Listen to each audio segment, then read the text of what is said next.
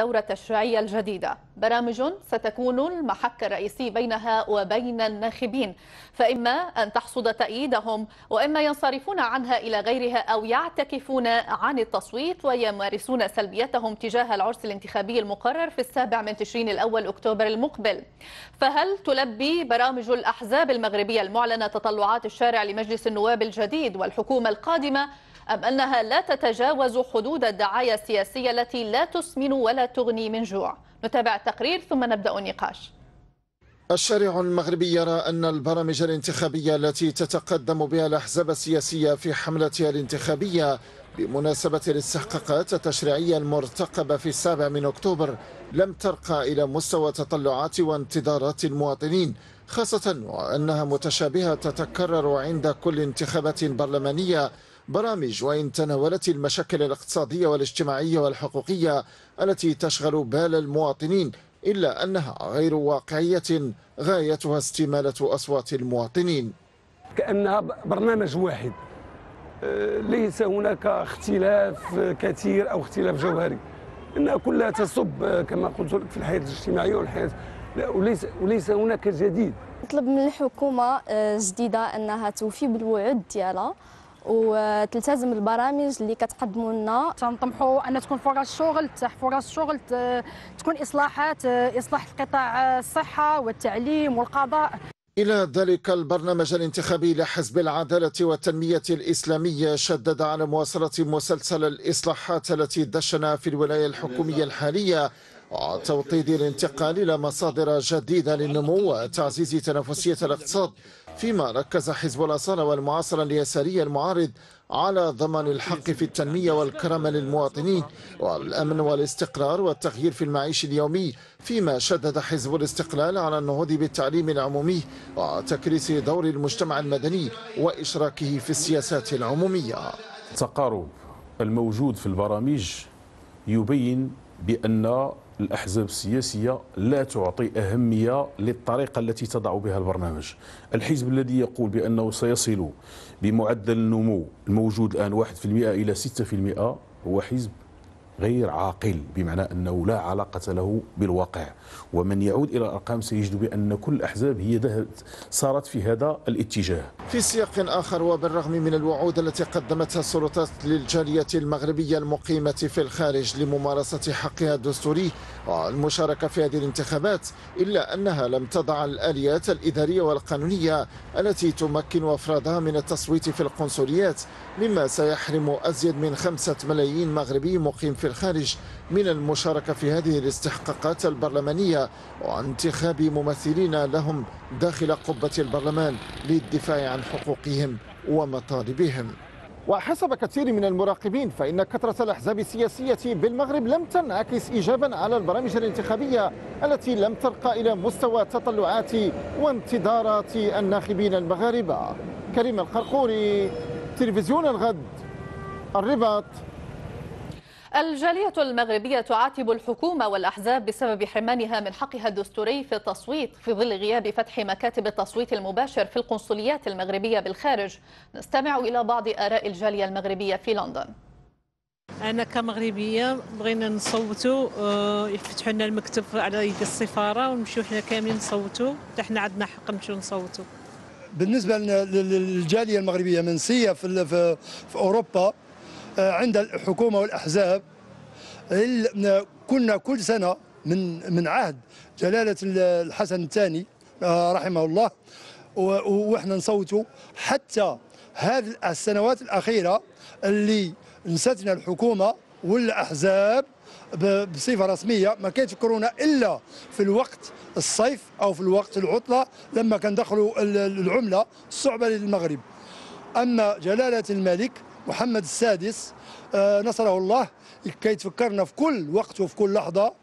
أستغرب عدم فتح القنصليات المغربية لمغاربة المقيمين بالمهجر لنا، يعني كجالية للتصويت أو لتفعيل الحق الدستوري الممنوح لنا من طرف يعني الدستور المغربي.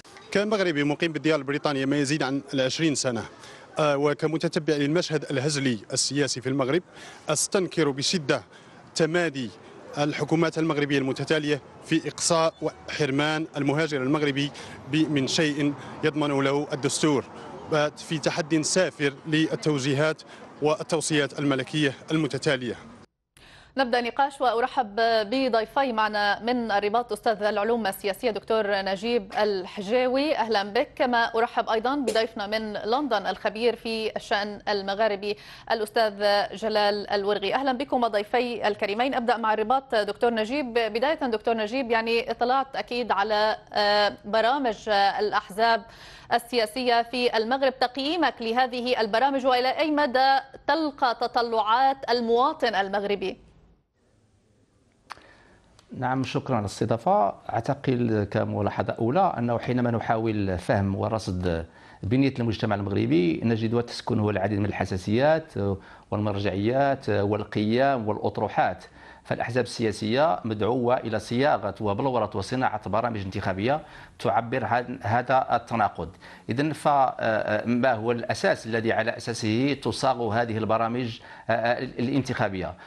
طبعا الملاحظين يؤكدون أو الدراسات السوسيولوجية والسياسية تؤكد بأن رغم أن المجتمع المغربي في حساسيات إسلامية ليبرالية يسارية أمازيغية، لكن كيف تصاغ هذه البرامج؟ طبعا هناك لا يجب أن نضع جميع الأحزاب في كفة واحدة. مثلا حزب العدالة والتنمية أكد بأنه قرابة 100 خبير اشتغلوا طيلة سنة، بالضبط 10 أشهر، لبلورة وصياغة أفكار تتناسب مع انتظارات المجتمع المغربي. حزب الأسرة والمعاصرة كذلك اشتغل على تقارير لمؤسسات رسمية، بنك المغرب، المندوبية السامية للتخطيط، بعض المؤسسات الوطنية. حزب الاتحاد الاشتراكي كذلك، حزب الاستقلال كذلك له خبراء أساتذة جامعيين، منتديات، عقد ندوات، منتديات وحملات تواصليه بغيه صياغه وبلوره هذه البرامج الحزبيه. السؤال طبعا الى اي مدى الشارع المغربي، المواطن المغربي، الناخب المغربي والناخبه المغربيه سيستجيبون او لهذه البرامج؟ اعتقد ان الامر يتطلب بالضروره ارتفاع منسوب الوعي والثقافة لدى الناخب المغربي. ولكن قبل هذا السؤال التي تتحدث عنه عن مدى استجابة المواطن دكتور نجيب، يعني بعض الأحزاب التي تحدثت عن أنها أخذت هذا الوقت وعدد الخبراء الكبير لإعداد لهذه البرامج كانت أساسا جزء من الحكومة المؤلفة حاليا من الأحزاب الأغلبية والتي تساهم في الواقع الحالي الذي يشتكي منه المواطن المغربي. لماذا لم تقم هذه الأحزاب بهذه البرامج التي تعد لها الآن خلال فترة حكمها خلال ال5 سنوات الماضية؟ نعم، معروف أنه ليس هناك حزب سياسي يحقق نسبة تقارب 100% من البرامج الانتخابية. يجب أن نميز بين شيئين، بين البرامج الانتخابية الذي يقدم كل حزب على حدة، ثم البرنامج الحكومي حينما تتشكل أغلبية حكومية منسجمة. فالواقع أن ليس هناك ما أكد. نعم، ما الفرق؟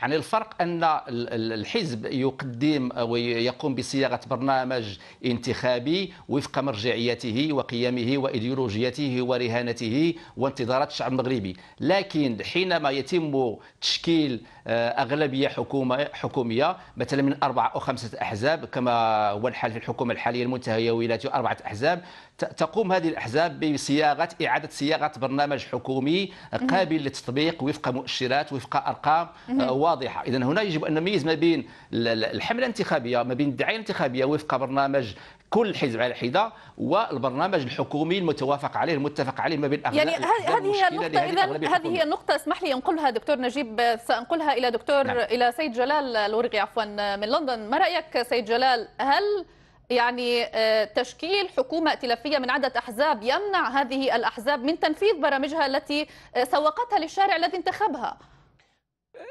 إلى حد ما بالتأكيد، لأنه عملية إطلاق ائتلاف حكومي تقتضي أن تتنازل الأحزاب المشاركة في هذا الائتلاف عن بعض من نقاط برامجها حتى تلتقي مع بعضها على برنامج واحد، وبالتالي كل حزب سيضطر إلى تعديل بعض من النقاط التي وردت في برنامجه حتى يلتقي في الوسط مع بقية الأحزاب. سأعود إليك وأعطيك الفرصة، أعتذر منك، لكن يبدو أنه لم يتبقى معنا الكثير من الوقت مع دكتور نجيب في الدقيقة الأخيرة. يعني ما الفائدة إذن من تسويق هذه البرامج إذا كانت الاجتماع تحت حكومة واحدة سيمنع هذه الأحزاب من تحقيق هذه البرامج التي سوقوها للشارع؟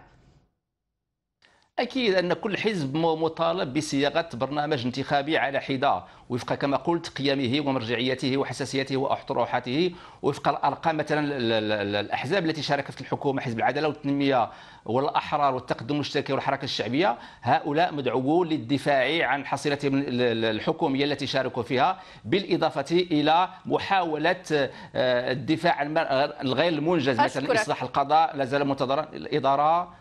أشكرك وأعتذر منك دكتور نجيب الحجاوي. يبدو أنه انتهى وقتنا معك من الرباط. دكتور نجيب حجاوي أستاذ العلوم السياسية كان معنا من الرباط. أعود إليك الآن، أعطيك الفرصة من جديد سيد جلال.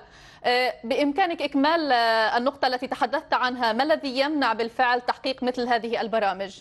الحقيقة أنه مثل ما قلنا أن أولا يجب التأكيد على أن وجود ظاهرة الأحزاب الائتلافية التي تحكم مع بعضها هو في حد ذاته ظاهرة صحية، لأنه يثري البرنامج الحكومي، يثري العمل الحكومي، وأيضا يعبر على حالة من الاحتواء لفعاليات سياسية واجتماعية متعددة ومختلفة. وخرجنا من منطق، تجاوزنا منطق الحزب الواحد والرجل الواحد إلى التعددية الحزبية داخل المشهد الحكومي. ولكن في نهاية المطاف صحيح أن كل حزب بالتأكيد مطلوب أن يضع برنامجه، ولكن عندما يتم تشكيل ائتلاف حكومي يجلس المؤتلفون على طاولة الحوار من أجل أن يصيغوا برنامج حكومي يأخذ بعين الاعتبار برامج الأحزاب المؤتلفة. ولكن بالتأكيد هذا لا يمكن أن يجمع 4 أو 5 رؤى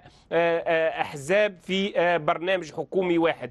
طيب المؤكد أن ما ميز في الحقيقة بحسب اطلاعي على برنامج الكثير من الأحزاب السياسية المغربية لهذه الانتخابات هو أنها تخففت جميعا من الشحنة الأيديولوجية والسياسية باتجاه محاولة وضع برامج عملية.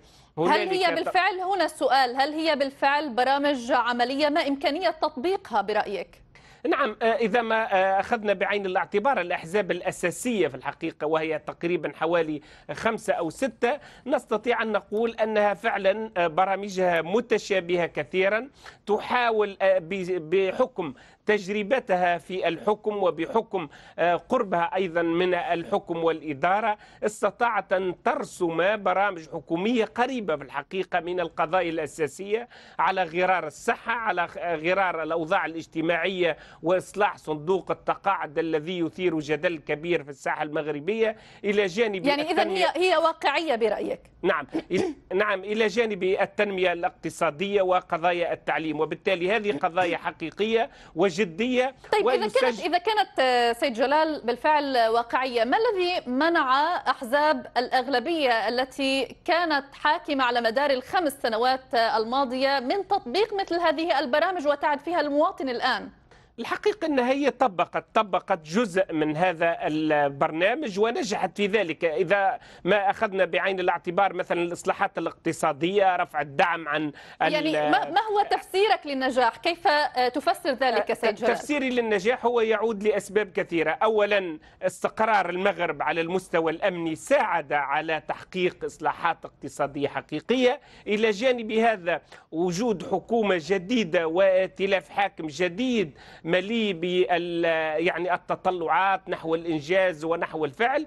إلى جانب هذا وجود سيد جلال، الاستقرار هنا يختلف عن البرامج المطروحة والتي تعد بها الناخب والمتعلقة بالوضع الاقتصادي والخدمات. هنا يختلف الاستقرار، ربما لا يعود للحكومة، هو يعود للملكية بحسب رأي المواطن. نعم، ولكن تستفيد منه الحكومة، الائتلاف الحاكم يستفيد منه. أكبر دليل على ذلك أن كثير من المشاريع الاستثمارية كانت موجهة إلى ليبيا، إلى تونس خاصة، اليوم وقع إعادة توجيهها من قبل المستثمرين الخارجيين باتجاه المغرب بسبب استقرار وبسبب بسؤال أخير وأعتذر من مقاطعتك، ما سبب غياب المواطنين من الجالية المغربية في الخارج من برامج هذه الأحزاب كما استمعنا قبل قليل للمواطنين في تقريرنا؟